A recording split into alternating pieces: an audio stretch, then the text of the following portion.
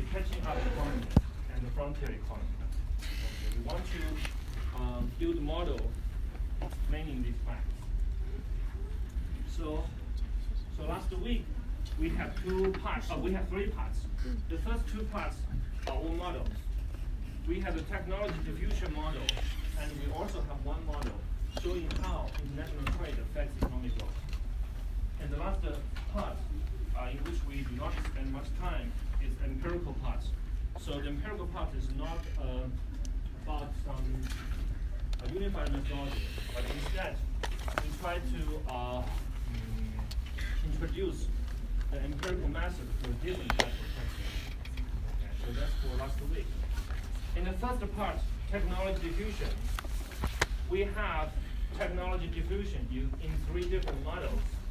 We have the solo model, we have the ransom model, we also have the endogenous growth model. In all these models, we introduce technology diffusion. The idea of technology diffusion is quite simple. We have some frontier economy that is growing at a constant rate, some G here. Okay. And we also have some catching up economy. The catching up economy growth rate is driven by the gap between the economy and the frontier, and also the economy's technology level itself. The first part captures how fast they catch up. The second part captures how fast it grows by itself. And under some parameter assumptions, these law of motion usually give you a faster growing technology when the economy is falling behind. And when the economy is relatively close to the frontier, the growth rate will be close to the frontier. And in the end, it will converge to the same growth rate as the frontier. Okay. But sometimes they do not converge. They cannot reach exactly the frontier of technology. There will be some gap between the frontier technology and the economy, which is catching up. So the gap is determined by the parameter sigma, g, and lambda. So sigma is how fast you catch up. Lambda is how fast you grow by itself. If one economy is growing not as fast as frontier by itself, and also it tries to catch up, but the gap is not large enough, then as a result, the economy will have the same growth rate as the frontier before it catch up with the frontier. Okay. So that's the idea of the technology catching up. And then we could do the same analysis for all these models, for the solo model, ransom model, and endogenous technology progress. We just have some notational difference. In the first two models, technology growth, in the ransom model and the solo model, technology growth is exogenous. So we simply assume that technology has some law of motion, but the economy is also accumulating capital by itself. So we essentially have two separate problems. One problem is exogenous catching up process. The other one is endogenous capital accumulation in the ransom model. So we can use whatever we learn in the ransom model to solve that model. And in the endogenous technology progress, we actually revise the innovation technology here. So we assume that as the gap between the frontier and the own country becomes larger, it's getting easier to innovate. So once we have that technology, we can also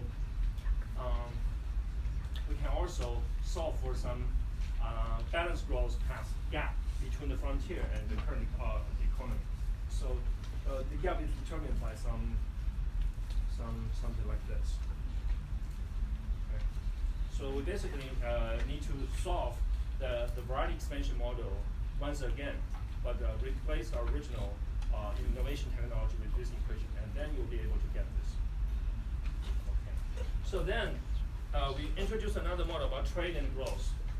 This model is kind of complex compared with what we had before, because we have international markets and to make things complex. And the key idea is to show that without trade, each country can grow at a country-specific growth rate. But if you have international trade, all the countries may grow at the same rate.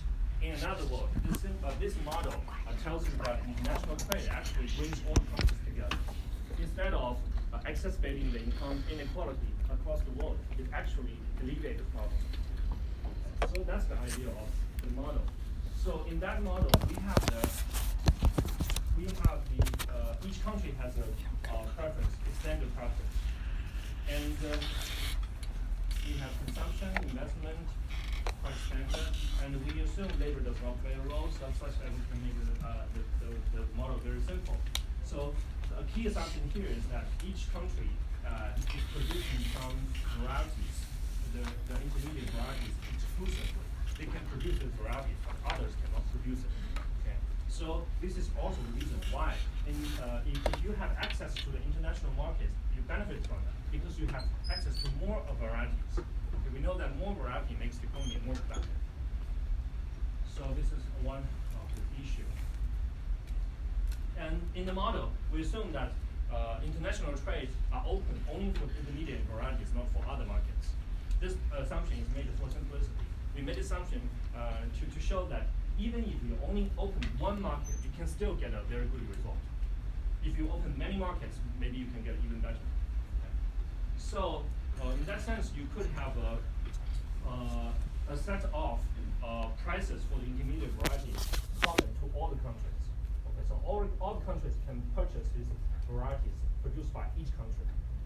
Okay, and then we have production function for consumption goods and investment goods, and then each country has a capital market equilibrium, a capital market clearing. In the end, what we want to show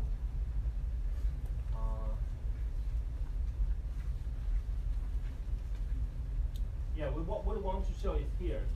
So there is a proposition giving you the word that growth rate G star, giving all the parameters for each country. In this proposition, it tells you that if one parameter of one individual country changes, it actually benefits the world as a whole. Okay. And also, we have proved that if one country closes the door, its growth rate must be lower than the growth rate in the world for some reasons. And when one country saves more and produces more, the price of the varieties in that country drops.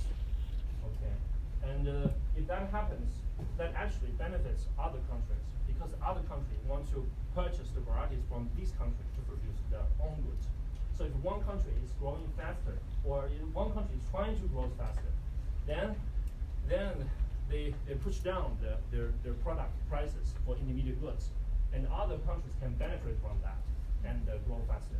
That's the reason why, in the end, all the countries share the same growth rate, because the one who tends to grow slower might benefit from the country who tend to grow faster.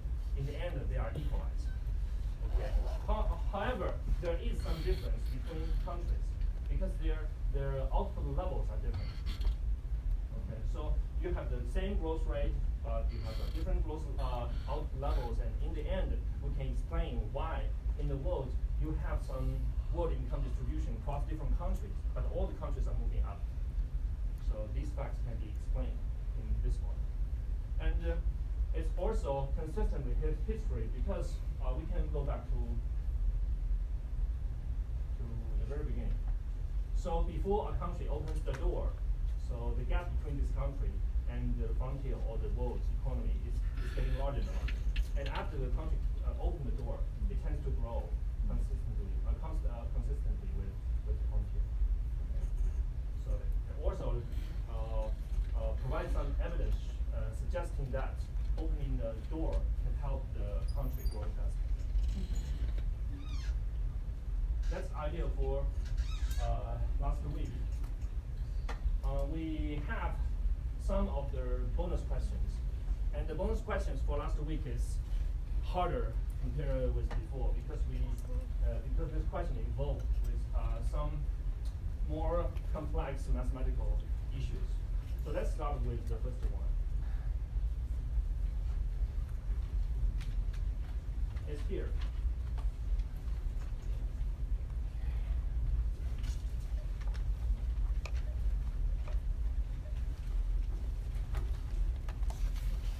so the question is about the technology diffusion model. In that model, we have the standard Ramsey problem, but in addition, we have some technology catching up.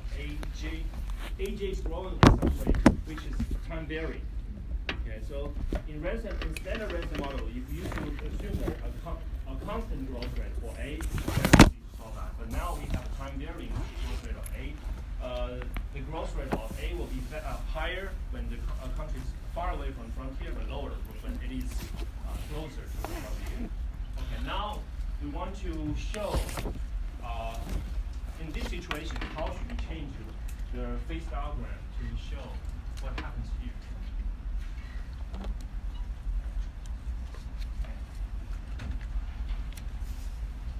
So in the Ramsey model, for a phase diagram, we hope that the variables on the x dimension and the y dimension should both have some steady state stable levels. So we want to detrain all the variables by something. Okay, so here, consumption C is the per capita consumption. However, consumption C, little c is growing. So we want to detrain it and get some stable variable. So the first step is to detrain C by divided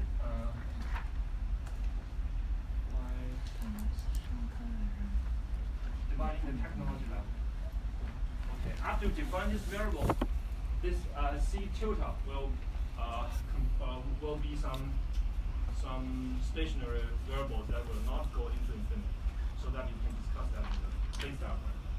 And after do this, we know that the growth rate for the C tilde will be the growth rate of C minus the growth rate of A. Okay. This is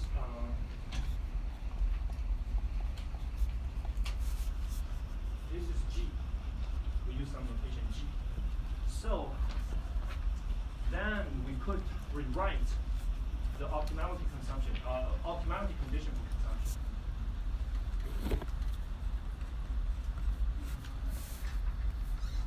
So C. Okay. So the same object, C tilde's growth rate, will be equal to the C's growth rate, which is given by that condition.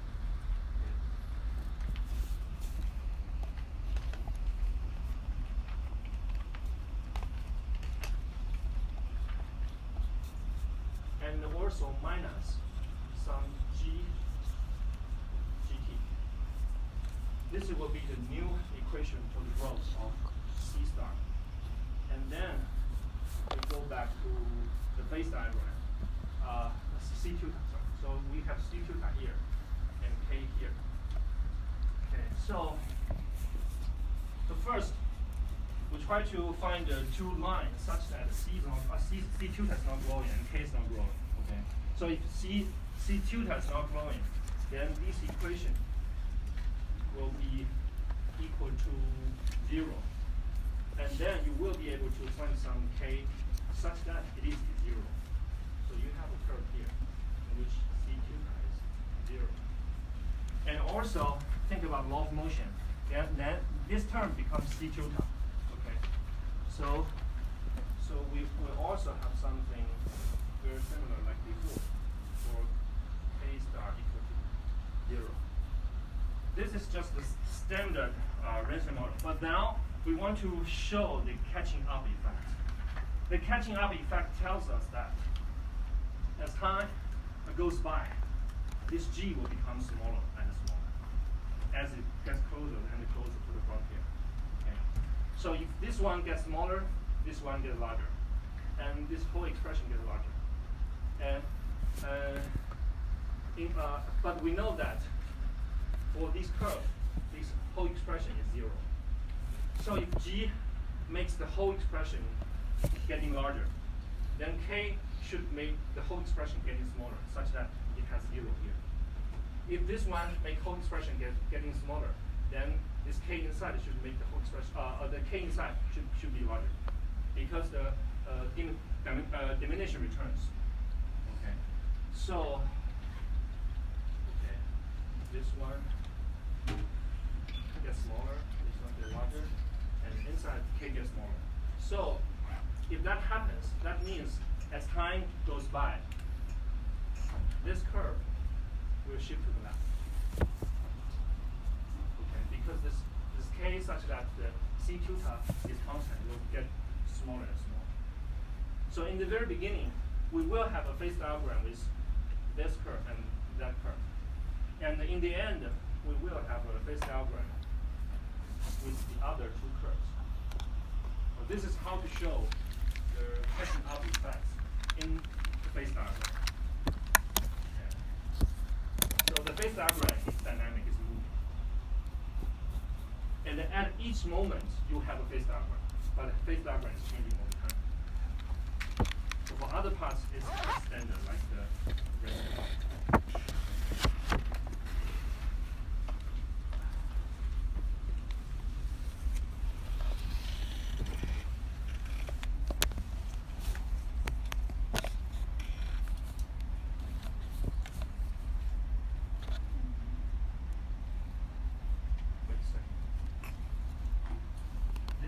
Gets smaller, this one gets larger, this one gets larger, this one gets smaller, and k gets larger, so it's to the right. Okay, so if this one gets smaller, so this one gets larger, the whole expression gets larger. You have to have the f prime get smaller, so k gets larger. So I make the wrong direction. To the right. So anyway, you just need to know the idea of this graph.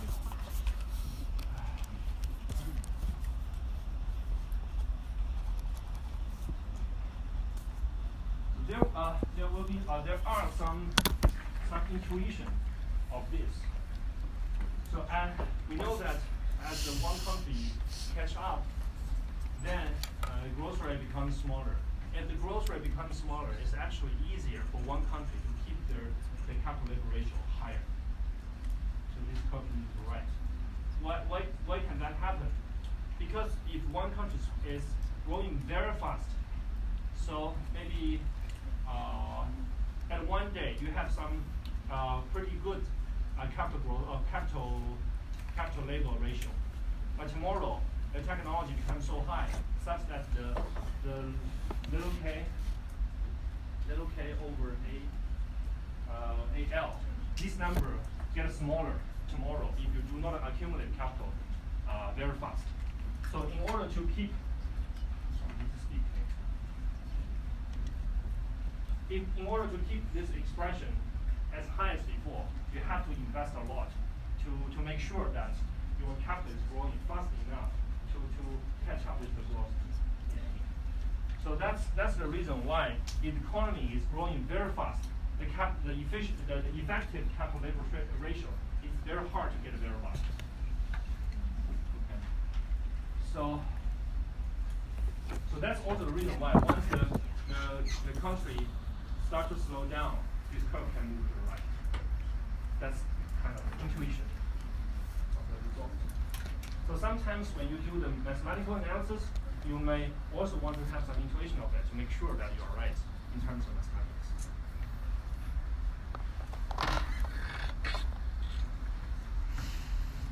Okay, well this bonus question, I have explained that in the class. Okay, I have shown the derivation. So if you derive this once again and send me an email, I also give you a bonus. But anyway, so the difficult one is the cost function. There is actually some typo here, but it's not important. So the idea is how to get this one this expression, similar expression like this. Okay. So I'll give you some hints. The hint is to first derive the optimal resource allocation for inputs, for capital, for the intermediate goods. And then you can calculate the cost of producing based on the optimal choice of your inputs. Okay, that's the idea. But doing this is not it's not so simple. It also takes me quite a while to figure out how to do that. But anyway, I think the process to derive the result is useful. So sometimes you may need to know how to do it, because it shows up in many questions, many times. So we only need to derive this for the consumption good, because the investment good is very similar. Okay. So I changed the slide by eliminating some parameter chi here. Let's add up the chi to this equation.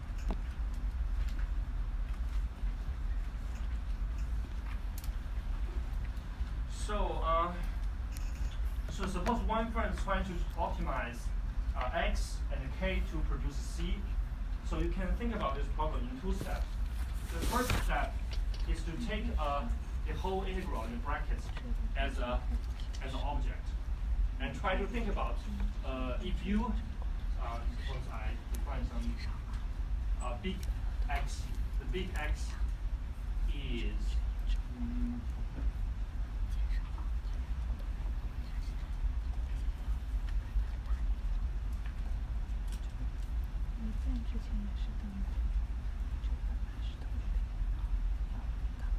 okay. Suppose we define some big x like this. So this big x is one part of the production function.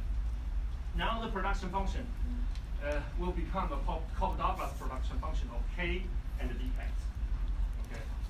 So now the first step is to find the cost of this big x. Okay. Then you can take this cost and cost it up. Once again to know the cost of production. And when we do this, we try to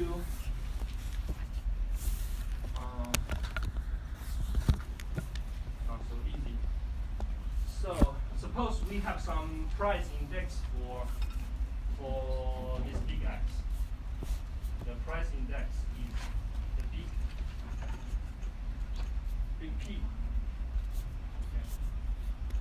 Okay. And then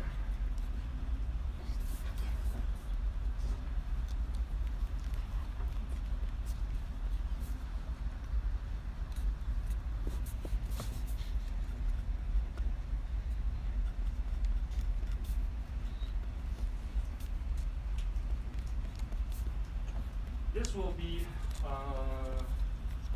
the profits of producing big X using the little x as input. Now we want to find the optimal way of using little x to produce the big X. Okay, you can take the first order condition with respect to little x. We have done this many times, and this will give you little x.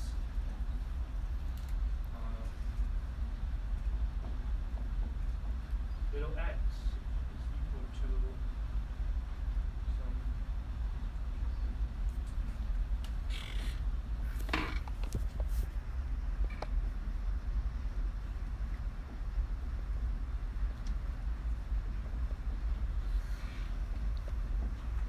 this is a result that you should always keep in mind.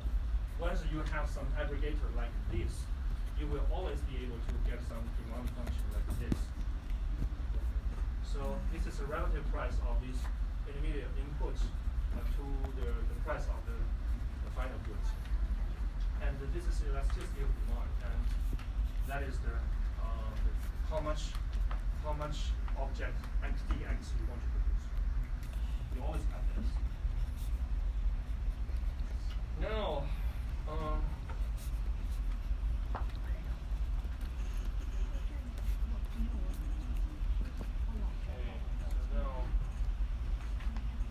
now what's the cost of producing 1 unit of big X?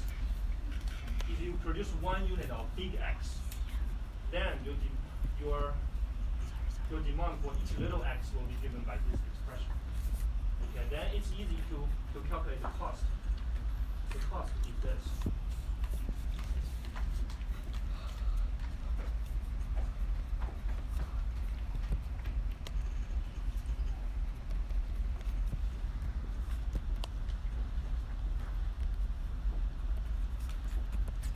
1 unit.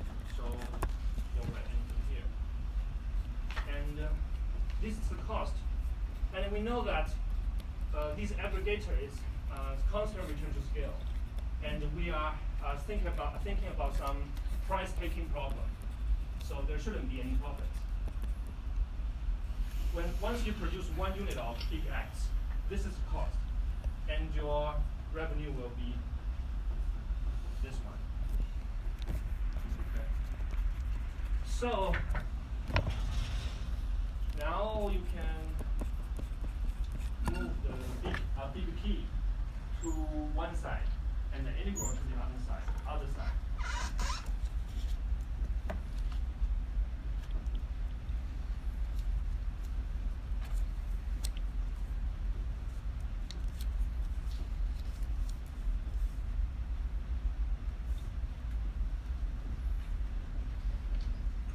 This is what you get.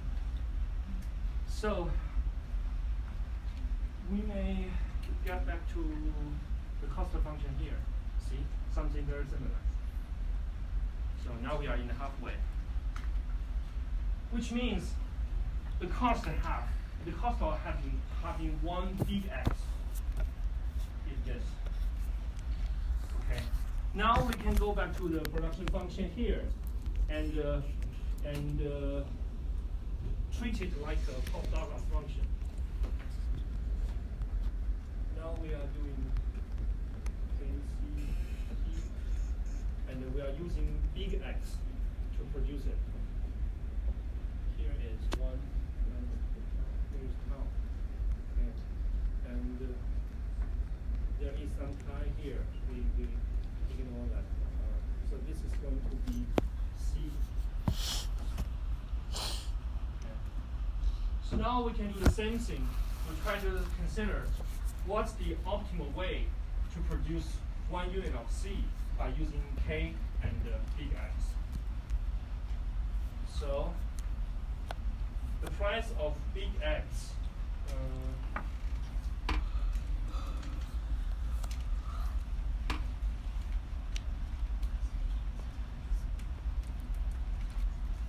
okay. So the price of this big X is like I'm sorry, the price of this consumption goods is P PJ consumption. Okay. And对，我不知道是什么东西， minus 感觉像以前 the rental rate 就是他现在写上面那个KJCTU 上面的上标是什么？你减什么 ？I。 Now we are using the big X. So we have problem like this, right? And then we can do the same thing. Do the optimization. You can solve for the optimal K, optimal X, and you plug it in, and then you can calculate the cost of it. So I think maybe we do not to repeat it once more. It's very similar. Just need to solve for K and then X, the optimal capital, optimal big X, and then these two objects will be some function of the price, the rental rate.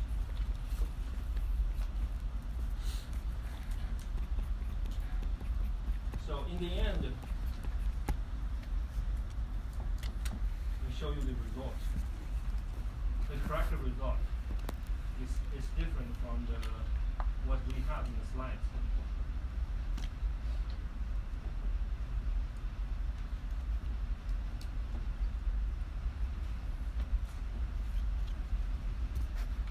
Yeah, if you do the same thing like this, once again, you can get this cost.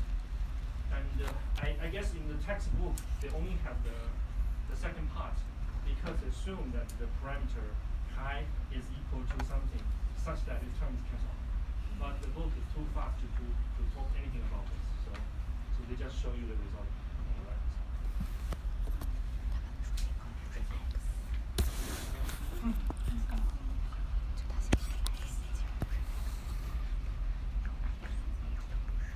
那这个大 This is also the good property of the CES function and the Douglas function. You can always find some aggregator and also some aggregate price index.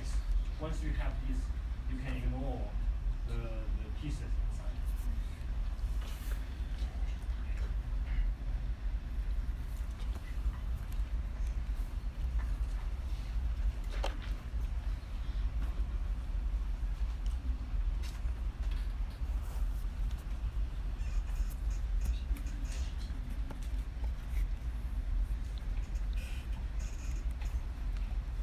We will have something very similar to this for today.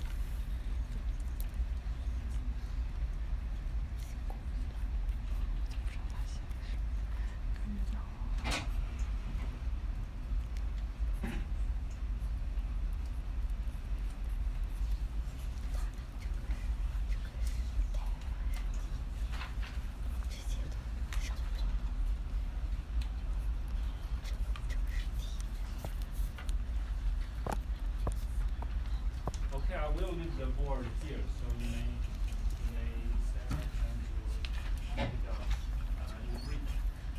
Because we have another board, we use another board to do the derivation for this week. So today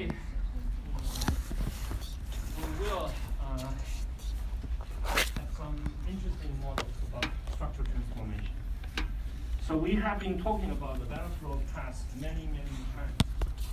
But in the real world, growth is not a balance. There are some interesting phenomena. One is like this. So this graph shows the employment shares for United States across the past 200 years. You can see that once the United States was initially established 200 years ago, so more than 80% of the labor force is in agriculture sector. This is pretty much like China before the year 1978. And after 100 years, you can see that the employment share in all these sectors are relatively equal to each other. And nowadays, there are very few people working in agriculture sector. So there are many different ways to measure that. Maybe it's between 1% to 3% in the United States. The ratio is much higher in China. I guess maybe China is still somewhere here. Maybe we are 100 years behind in terms of the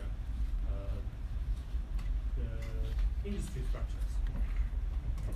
But we have our special situation. We have the hukou system, the registration system, that prevents the people from the rural areas to enter the urban areas. And we also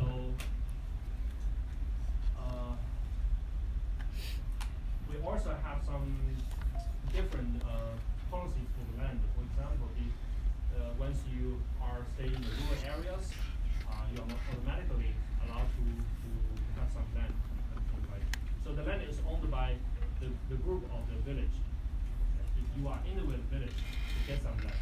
But if you are outside that, you keep on staying outside. You lost the land. So there are many ways of barriers to prevent people from moving from the rural areas to the urban areas. Anyway, but the fact is that we are somewhere here.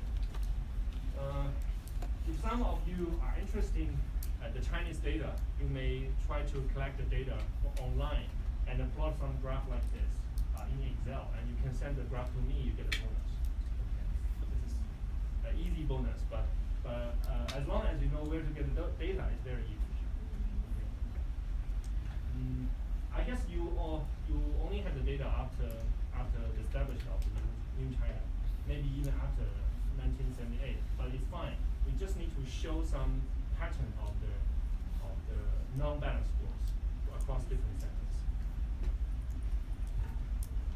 Okay, so today we're going to cover different models which emphasize different parts of this graph. We have 4 models. The first model is to use the demand side effect to show how can we capture non-balanced growth. The second model is for the supply side effect. And we also have another two models for industrialization. The third model shows that once the productivity in agriculture sector gets higher, it helps improve the growth rate of the manufacturing. So this is kind of similar to what China has experienced in the 1980s. During those days, the rural areas has introduced some new systems. So before that, people are producing in the collective farms.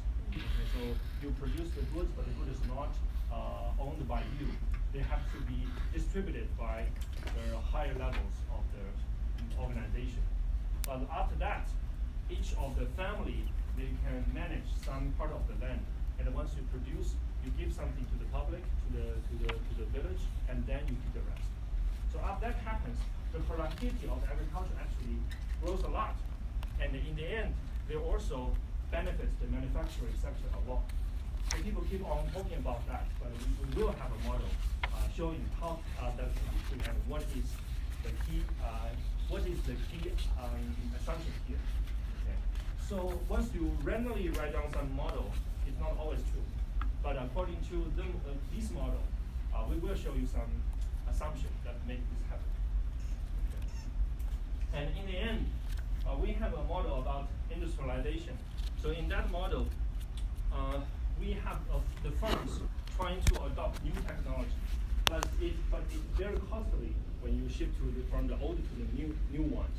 And there are some externalities in the economy such that if other firms try to adopt a new technology, an individual firm have more incentive to do that also. And the externality comes from a very natural way. And we have seen that model many times. It is a monopolistic competition model. So we will have some CES aggregator like this, and we have some monopolists. And then in the end, we will have the externality, and a big push will play the role. So now let's start from the first model. Non-balanced growth from the demand side. Okay. So the ideal is very simple.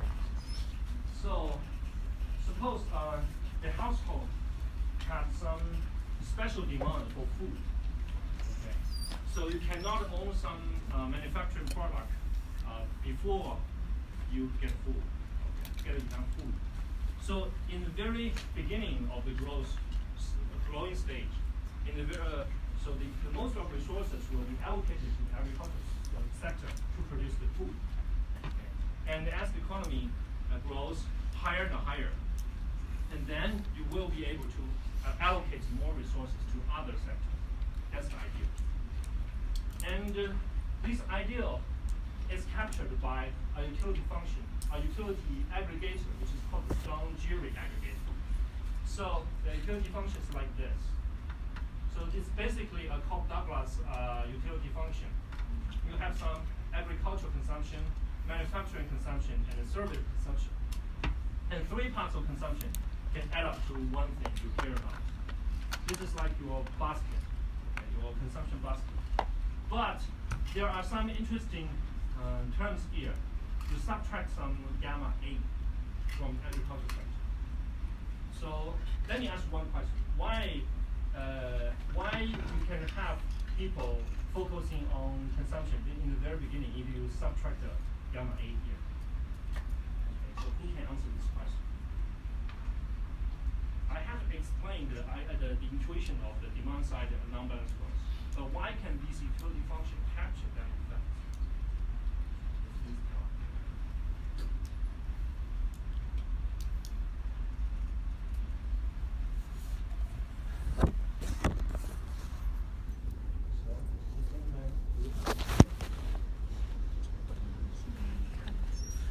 突然又开始了题。